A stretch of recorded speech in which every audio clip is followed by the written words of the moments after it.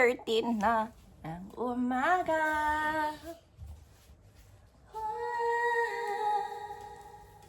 6:30.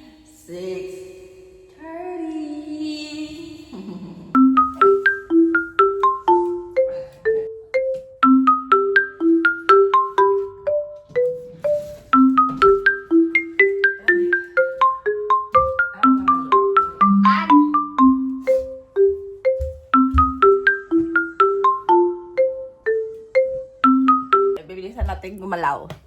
Magsasain lang ako sa umaga, guys. Pero hindi na ako magluluto dahil ng paggabi dahil meron ako ngayon. Ang bigat ng pakiramdam ko kasi niriligtas si ate.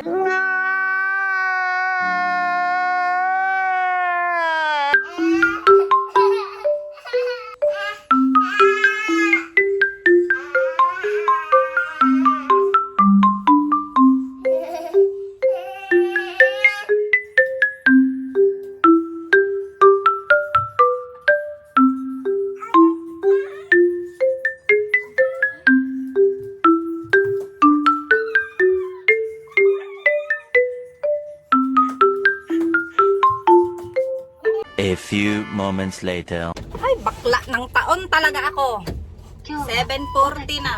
Anong oras na kasi ako nakatulog kagabi guys? Alam nyo ba, Iswi ka nga, bulol ka naman. ano na yun, mga quarter to 1 a.m. May a.m. talaga. At least para ma-emphasize ba, quarter to 1 a.m. Dahil kakachika ko. And guess what? Hindi ako edit. Dahil kakachika ko sa video call dito sa, dalawang bakla din ng taon.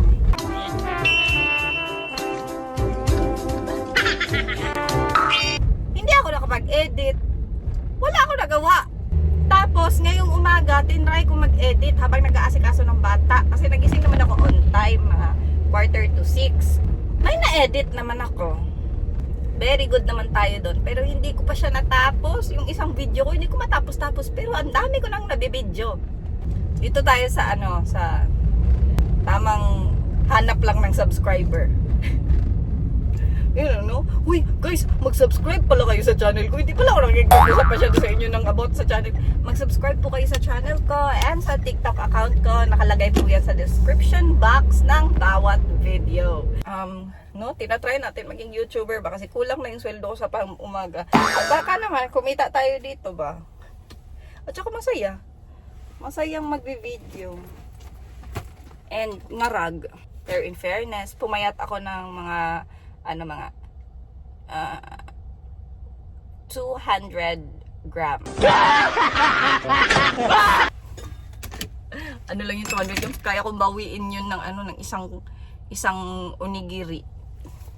Every morning talaga nagkikilo ako. Tapos, tinitingnan ko kung tama pa ba itong mga desisyon ko sa buhay.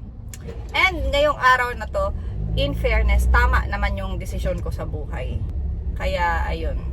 Sana ba, Mayat pa tayo ba, Alam nyo ba, nung nakaraan, umabot ako ng mga nasa 67 kilos. Oh my God! Wow! Magwa 1 month na ata. Umabot ako ng 67 kilos. Uy, kuratan ko, oy! Sabi ko talaga, pero nafe-feel ko na parang, mafe-feel mo na parang bumigat ako, sumikip ang mga damit, parang bloated ka, yun ang tamang term, bloated ka, tapos, parang maga ka, parang may something na parang mantika ba na nafe-feel ko sa katawan ko, mga ganun. Kaya, nakapag-desisyon ako na, tama na to, ayoko na. Kaya ngayon, 1 month, nababa ako naman yung kilo ko. So, ilang kilo yun? Galing ako sa 67, diba? Ngayon, 63 na lang ako. So, mga 4 na kilos. Damn! Yung naibaba ko ng 1 month. Kaya ko naman pala ng 1 month. Parang inabot ako ng 2 years sa kilo ko ngayon sa 60. Basta, i-share ko yung tips na ginawa ko. Pero talagang, take note kasi gumagalaw talaga ako. Kaya ko nagawa yun. Akala ko talaga ako makapag-share ng diet tips. Talaga ako, 50 plus pa. Pero itry natin pag lumit ako ng lumiit, gagawa tayo ng video about dyan, kung ano yung pinagkakain ko. Yes, malaki yung binago ng portion ko sa pagkain. Dati kasi para akong kargador kung kumain.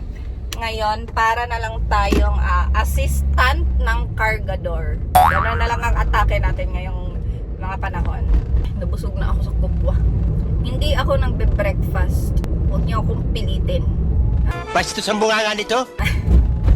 Ano ba yung sinabi ko? Hindi ako nagbe-breakfast sa umaga, guys. Dati, alam niyo ba dati?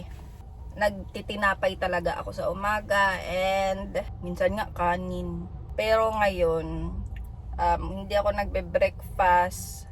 Minsan, pag gutom, pag nagpa-fasting ako ng dinner, kinaumagahan yan, magtitinapay ako.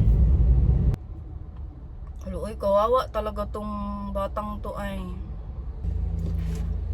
Ano nga yung pinag-usapan? Naawa ako sa hapon na to na bata. Hindi siya bata ba? Mga security guard ba siya?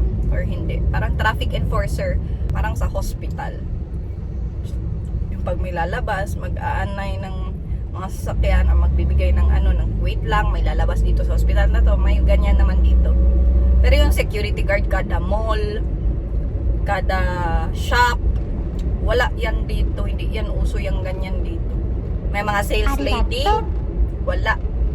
Magliligpit ng pagkain mo sa table, wale. Ikaw lahat yan.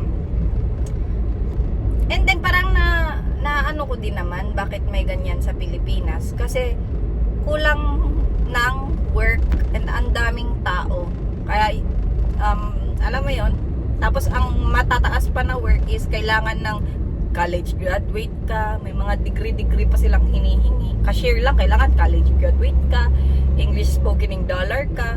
Ngayon, papasok na tayo ng convenience store. Wala na tayong natapos na usapan natin.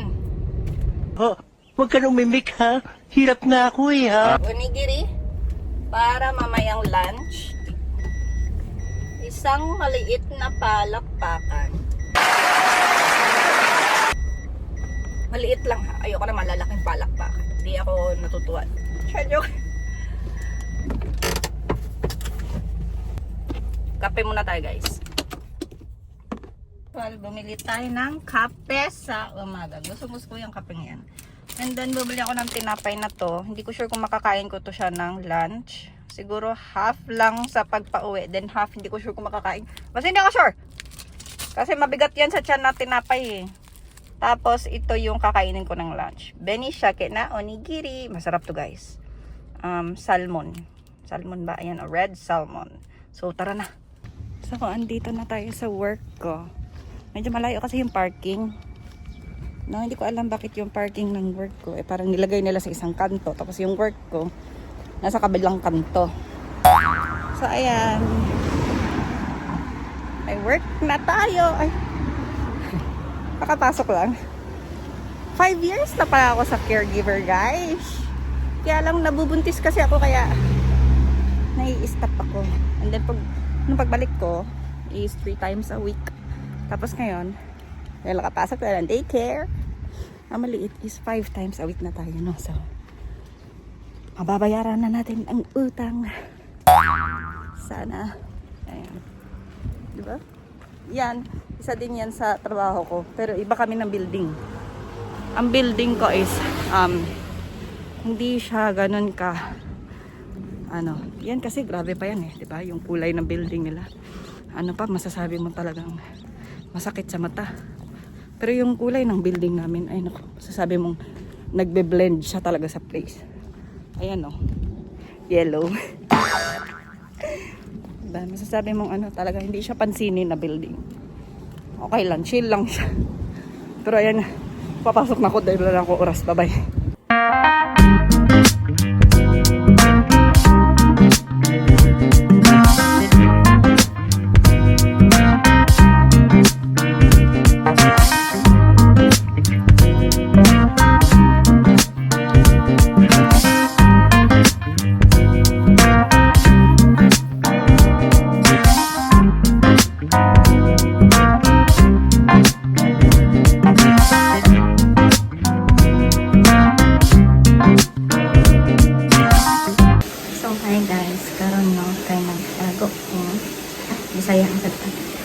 Nagtatago ako dito sa loob na ufuro or paliguan.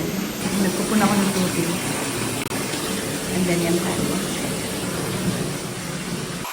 Sara natin na konti kasi maingay. Yes. Walang hangin ngayon. Kaya ayan. Magpapa-ufuro na naman ako. Di ba sabi ko sa inyo, araw-araw ako nag-ufuro. Pero yung kaninang umaga, nagpaligo din ako. Pero tulong lang. Hindi talaga ako yung nasa loob. Mamaya rin hindi ako yung papasok. Dito lang ako sa labas kasi ilang araw nang nasa loob ako. At medyo meron kasi ako ngayon kaya kung mababasa ako. Yan lang. Update. 1:20 na. Babalik na ako ng unit. Bye-bye. Oh guys, ayan at nakauwi na ako. Nag-transform. Tapos na tayo mag-work and ayan na nga yung gamit nila. Ayan na yung mga chikiting patrol. Hi! Kinsa ang nagbulakbol karong adlaw. Okay, and look at the time. And the time is 6 na siya. Ayun, maliligo kami ni Ryoji. Tapos ang pagkain namin ngayong gabi is yakisoba. Para mabilis lang lutuin. Then, bago talaga ako maligo, bago ako magmalaw, pagkadating ng bahay, nire-ready ko na yung gamit ng mga bata for tomorrow. Kasi syempre, mga labahin, ilalabas, so mga kulang na yung mga gamit dito. Kaya ayan, kailangan nating magdagdag ng damit. Okay lang yung diaper, so apron lang and damit. Tapos, towel. Okay. So, ayan. Ang bala ko today is kailangan ko talagang mag-edit ng mga videos. Mag-edit talaga ako ng videos. Hindi na ako papayag na hindi ako makapag-edit ngayon. At may trabaho pa ako bukas. Last horror ako na sa trabaho bukas. Tapos magyayasumi or magde-day off ako ng 2 araw. Tapos, another 5 days straight ng work na naman yan. So, kung kaya kong i-edit lahat ng videos ko ngayon, tapos magpapahinga and mag-film na lang ako ng Saturday and Sunday, mas maganda. Binadagdagan ko na lang yung mga gamit na kailangan ni Rico and ni Ryuji. Tapos, ayun lang. Pakak, o, di tapos na. Diba, wag mo na ipagpabukas yung mga gawain. Gawin mo na ngayon. Pero yung pagluluto kada umaga, palagi kong nade-delay dahil nga sa mga kagagawan ko paggabi. So, ayan, maliligo na kami, guys. Bye! So, ayan, magluluto na tayo, magre-ready. So, kasi hindi ako nakapag-ray, ay, magaganon ako. Pero, tingnan nyo ang aking, so, ito, magluluto ako. Gagawa ako ng, ito, yakisoba. Para siyang pansit sa atin, no? Yakisoba. Tapos, magpiprito ako ng salmon. Ano ko lang siya sa asin at paminta, bababad. Habang tinitingnan ko yung ine-edit ko dito, di ba? Sino pa ang mas magaling mag-multitask sa akin? Itaas ang kamay dahil magkapatulong ako. Napuro lang ating nabili ko to sa Seriata or sa Daiso. Medyo maganda kaysa sa yung parang pa-cute-cute na Mas maganda to. So, magluto na tayo ng yakisoba. Papakita ko lang sa inyo yung baba dahil hindi ko na itatayo yung cellphone ko dahil nung nakaraan, nung in-edit ko, ang pangit pala na nakatayo ang cellphone. Yun nga lang, medyo hindi lang siya kakasya. Pero try natin kung kakasya. Hindi nga siya kakasya. So, ayan, ganyan lang. Ganyan lang ako. Parang pansit lang, uy. Ganyan lang. Pero, bababad muna natin ito sa asin and paminta. Diba, ang laki ng salmon natin. Nabili ko to siya sa Costco. Masarap ang salmon nila. Walang tinik. Ayan. So, pag niluluto ko na ito, yakisoba. Yakisoba is, ipiprito ko na din siya sa isang karahay. Sa isang kawali. Prito ko siya sa, kung may butter pa ako, butter. Mas masarap. Dapat sana grill, kaya lang, ayoko maghugas ng griller, no? Ipiprito ko siya sa butter and garlic mamaya. So, set aside natin siya. And then, ito naman ang karne para sa ating yakisoba. Marinate lang din natin siya ng slight sa asin and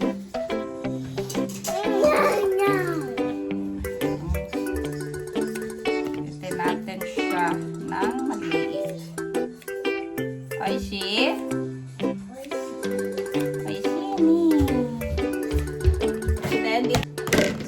plate natin. Dito ko lalagay yung carrots, dito yung cabbage.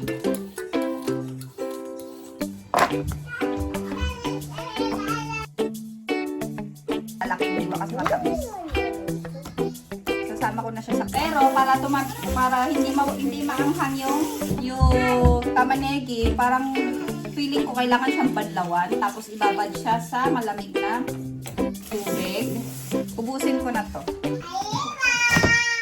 Arriba! Parang yun yung narinig ko kay Rick. Arriba! Tapos babad natin siya sa malamig na tubig pagkabadlaw. Ayan. Binabad ko na siya sa malamig na tubig. So, mag-start na tayo mag-prito. So, dito ko piprito yung isda. Tapos, lalagyan ko ng oil dito and dito. Baka maingay. Mag-on ako ng exhaust fan. Sana makita niyo yung niluluto ko. Tingnan natin yan. Hahanapan natin yan na paraan, ha? Alam mo, doble-doble na habang nagre-ready ako dito, re-ready ko na rin yung pagkain ng mga bata pa, unti-unti. Dahil ang multitasking ay real. And then, ilalagay ko na yung salmon.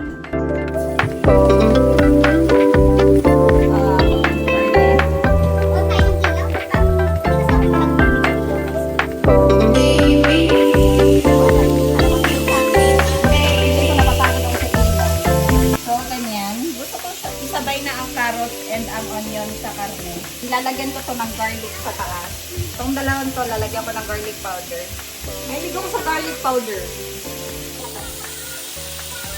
Ang liit. Hindi ko alam, pero bet ko to. Kayo mga alam. So, papakita ko sa inyo ang itsura ng yakisoba. Hindi naman kasi kailangan makita yung mako. Ano, okay lang naman siguro sa inyo. Lalagyan ko siya ng oyster sauce. Para maganda yung kulay.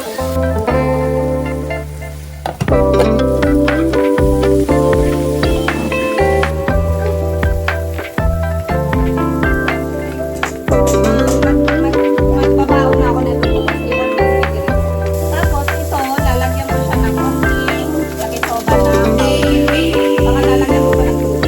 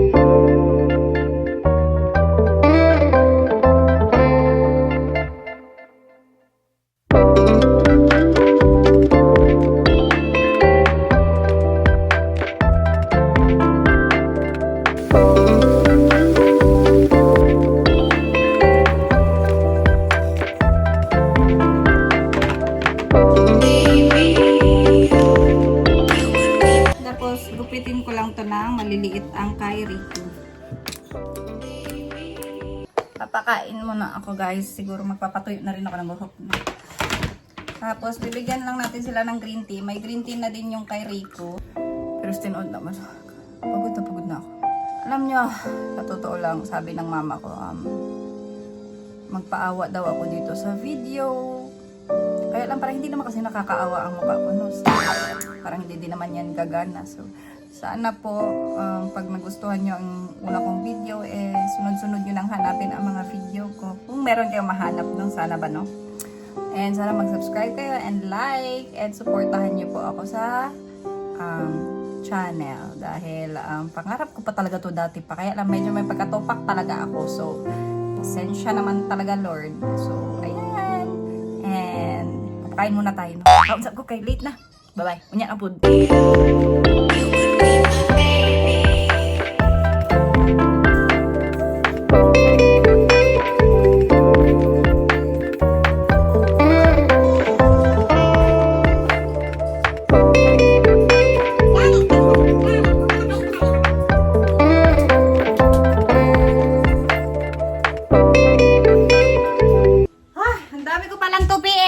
Tapos naglaba ako sa sasampay ako. Pero unti lang yung nilabhan ko ngayon.